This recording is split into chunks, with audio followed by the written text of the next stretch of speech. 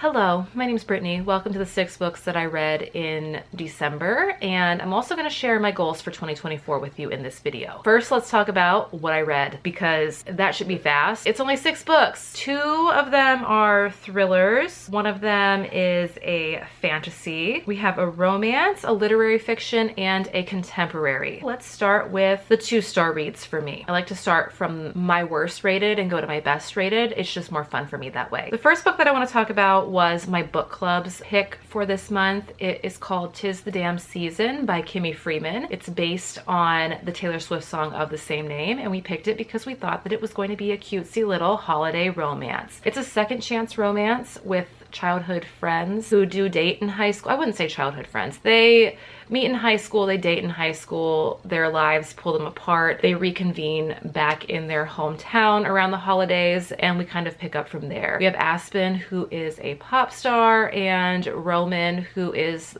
small town football boy hero. In hindsight, we maybe should have researched this book a little bit more before we picked it. It was written by a 15-year-old, and that certainly showed. This wasn't really meant for an adult audience, and I really could tell that something was off, and I didn't realize until I read the author's note that Kimmy Freeman was only 15 when she wrote it. So with that said, it was great for a 15-year-old writing it, but it wasn't meant for me. The character development felt shaky. Some of the content felt very heavy for what it was. The characters just would have conversations and they would abruptly stop. And I just felt like that wasn't how people act in real life, and it was hard for me to get through. So I did end up giving it 2 stars, and it was going to be a 1 star. I bumped it up because I felt bad, because I can't conceptualize the idea of 15-year-old me writing a book, and so I really do commend Ms. Freeman for writing it while she was so young. Since I know that this book was not for me, I did pass it along to my friend in hopes that her daughter would enjoy it, and we kept it moving. I also read a thriller that I rated 2 stars. I saw a lot about it on Instagram. It is called Don't Let Her Stay by Nicola Sanders, and it's about a woman who is married and her husband has a child from his previous marriage who is close to her age. She's like 20, 21, and the main character, whose name I already forget, she is in her 30s. She and her husband, whose name is Richard, and I remember that because he acts like a dick. They have a daughter together who's only 6 months old at most. So Richard's daughter, Chloe, comes to town to visit, meet her sister, reconcile her relationship with her father, and then all kinds of crazy shit starts to happen, and Richard is completely unbelieving that his daughter could be doing the things that the main character woman, the female main character, what she's describing to him, he really has a hard time believing that what she's saying is true. The book felt like it was gaslighting me, and I hated it. I took so long to get through this book because I just felt like every chapter, every page, I was being gaslit by the characters, and I did not enjoy the experience of reading this. I forced myself to finish, and I hated the ending, because if we're gonna have a twist, we don't need to double back on the twist. It was not for me. If you love this book, I'm so sorry that I hate it, but if you like the book, let me know why you like the book. Maybe it's for the reasons why I hated it, but it wasn't for me, and it was a 2 star. Moving on to 3 stars, I have another thriller. This one came recommended by my very best friend in this entire world, Elizabeth. She said, you should read The Perfect Marriage by Geneva Rose. This book is about a woman who is a lawyer and her husband is a writer. He has a lake house. I say he has a lake house because she never goes to the lake house. He has a lake house where he goes to write, but he also has a mistress who ends up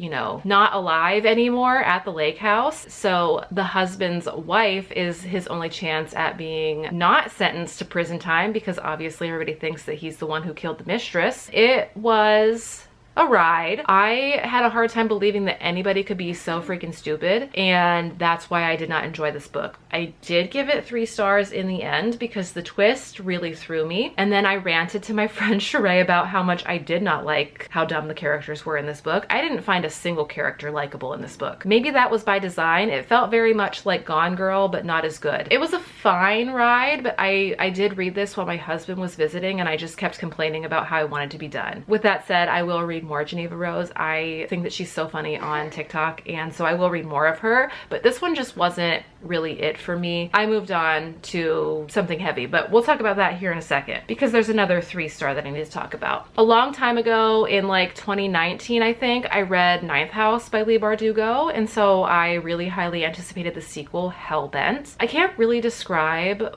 what happens in this book because it's a sequel, like it's part of a series, so it's hard for me to describe what happens because a lot happens. Basically, if you've read Ninth House, you know that we're dealing with secret societies from Yale. We're following Alex Stern as she tries to go to hell and figure out how to bring back another main character that went missing in Ninth House. I don't know how else to describe it. It felt very long and I wasn't really interested in all of the backstory that led up to them actually finding the character and bringing them back. Instead of it being character driven, I felt like this one was very heavy into the plot and I wasn't really having a great time with it. I like to read a lot of dialogue and this one just felt like what little dialogue was there wasn't really what I was looking for. So while I loved Ninth House, Hellbent just felt second book syndrome-y to me and I just didn't have a great time with it. The last 2 books that I'm going to talk about are my 5-star reads. I have like cried on this channel talking about one of them, and one of them I literally just finished on December 31st. So let's talk about My Dark Vanessa by Kate Elizabeth Russell, which is the most recent book that I finished on December 31st. This is almost like a Lolita retelling. I've never read Lolita, but I do know the concept of Lolita. So basically we're following Vanessa, who is 15 in one timeline and 32 in another timeline. When she's 15, she has a romantic relationship with her 42-year-old English teacher while she is a student in his class. It's very icky, but because of how beautifully written this book is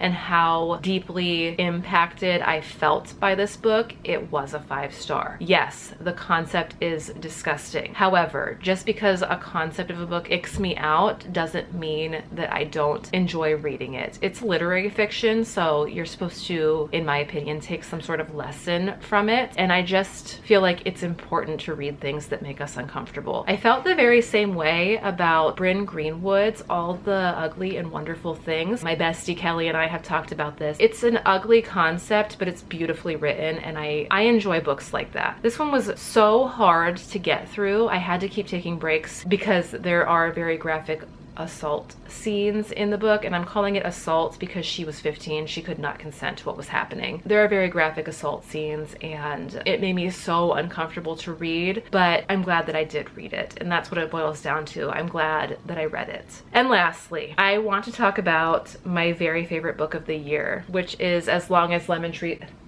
I have all the books that I read and I just didn't show any of them. It's As Long as the Lemon Trees Grow by Zulfikatouh. It is set in Syria during the Syrian Revolution starting in 2011-2012 time frame. It is quite possibly one of the saddest books I've ever read. I cannot sing its praises high enough. If you want to see the vlog where I cry reading this book, I will have it linked. It is a couple videos ago, but it was wonderful. I think that everybody should read it. It's a contemporary, really. It's also a debut novel, and I really had a hard time believing that it was a debut novel. I literally can't sing high enough praises of this book. I had to keep stopping and taking breaks because of how devastating it is, but I've told all of my friends about it. I keep talking about how everybody should read it. I actually posted a book Instagram about how wonderful it is, and I don't think that I will ever stop talking about it. It was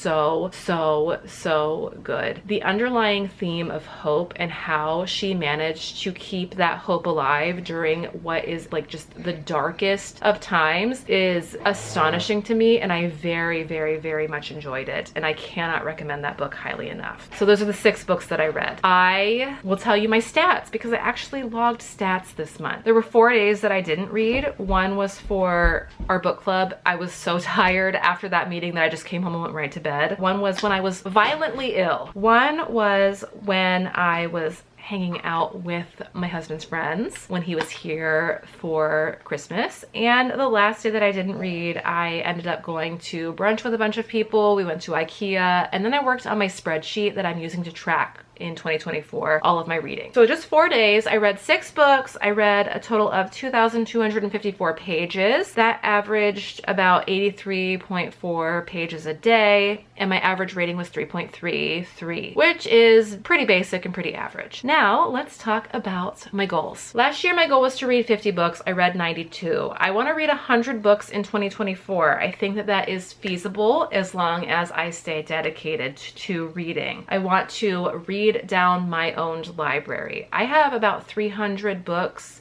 on my physical TBR that I need to get through. So I'm planning on pulling TBR jar pulls every single month. Since I am doing kind of a low buy year in general, I have some financial goals that I want to crush this year. I'm also only going to allow myself to buy 1 book a month. If I use my 1 book a month for book of the month, that's it. There will be no other books. I will not be ordering off of Amazon. I will not be going to Barnes & Noble. I cannot get any ebooks either. That includes free ones. We are trying to take down the physical TBR, so we are only buying 1 book a month. I'm shifting my review method. I want to do the caw pile method just to make it a little bit more fair, because right now I feel like my enjoyment kind of has been playing too heavy of a factor, and I want to be more fair.